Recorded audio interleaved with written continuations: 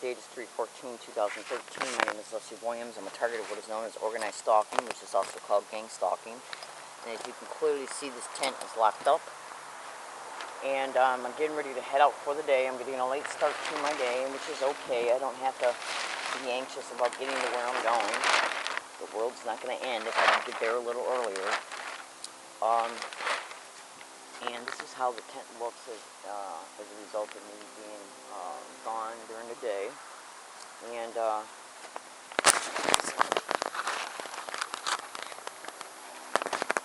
this stick is always put in front of it to make sure that the plastic holds in case a strong wind comes by.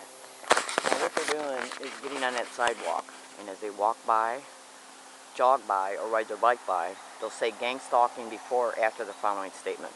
Why don't you come and steal our stuff?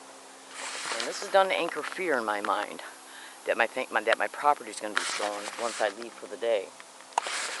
Homelessness of gang stalking targets is created practically at least towards 98% of all targets of gang stalking by getting landlords and property owners on boards in these expeditions. And then, it's organized crime in the system. And then what happens as a result of the target being homeless and out on the streets, okay, they initiate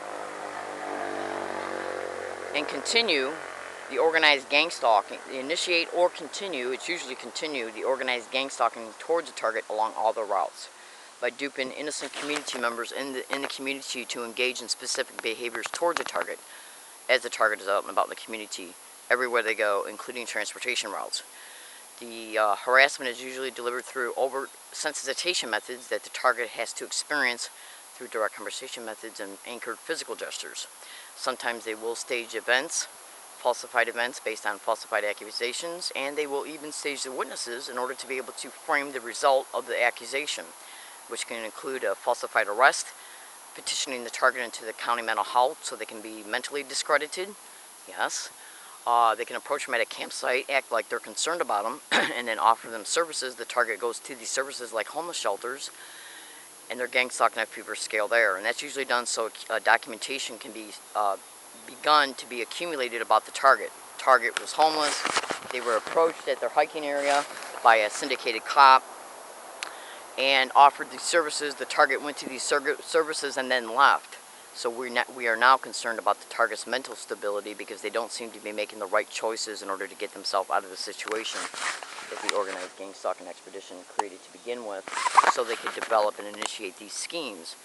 Directing them to a homeless shelter is a way for them to start accumulating documentation about the target. The target was homeless, they came here for services, we offered them all these services, and then once the papers are signed, they initiate the gang stalking at the homeless shelter in order to provoke the target to leave, so they can then at a later date reapproach them at another hiking area.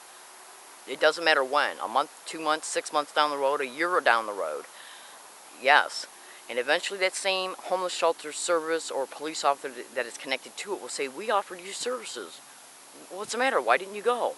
And the whole goal is to bait you to open up about why you went and left, so they can make a falsified police report. It's the accumulated documentation over time between homeless shelters, supposed services that were offered to a target, and the target goes down, inquires about them, signs papers, and then the gang stalking happens towards them, and none of the services are ever given to them. Okay, it's all done to dupe the target to sign the papers. Okay, between the falsified police reports, the petitioning in them into county mental health, the doctor's reports, the social services reports, periodic landlord reports, this documentation is used to take syndicated probate control of the target so they can co-opt their finances and to exploit their insurance and to exploit a target sexually in the syndicated run group home that they're pipelining to as a result of this documentation being presented before a probate judge and attorney, who then petitions the state to take legal custody of them based on the falsified documentation. It's why the homelessness was created to begin with, and it's part of the reason why the gang stalking is initiated towards a target. Yeah. To bait a target to open up about how they're being harassed by people they don't know, so the police officer can make a falsified police report that the target's delusional. This is the accumulated documentation they depend on in the events they use to accumulate it, to begin with. My name is Leslie Williams. I expose these factual realities behind these schemes, the details of them, so people can know the truth concerning them. It's organized crime in the system that's downtown, that's connected to the organized crime that's in the community. And it's not just innocent community members that are being duped to harass a target. Some people that are harassing a target are skilled syndicated members. Okay? Look in the description of this YouTube video for eventual cooperating material that you'll be able to clearly deduce that I'm being a target of this crime. Go to YouTube and type in "learning disabled woman catches gang stalker admitting put on bus to harass." Yes, and then the eventual, all you have to do is type in "learning disabled woman" at Google and YouTube and thoroughly and meticulously research all my statements, all the cooperating proof that's online concerning this crime that's happening towards me, and you'll clearly be able to deduce that it is. My name is Leslie Williams. I am in San Diego, California. I have attempted on over 14 separate occasions to file a report that I'm a target of this crime of gang stalking to San Diego police officers. They laughed in my face, told me gang stalking don't exist. Yes, and one of them even implied that I might be delusional. Even though you can go to Google, case in point, you can go to Google right now and type in organized stalking or gang stalking in libraries or universities. Look at how many Google-generated responses you get. Then look at the target's blogs concerning it. And when you witness and cross-reference the information to the amount of responses, you'll clearly be able to see that this crime is a factual reality. Go to YouTube, type in "gang stalking bullying on steroids." The target that's covered in the news broadcast flat out states he's harassed everywhere he goes.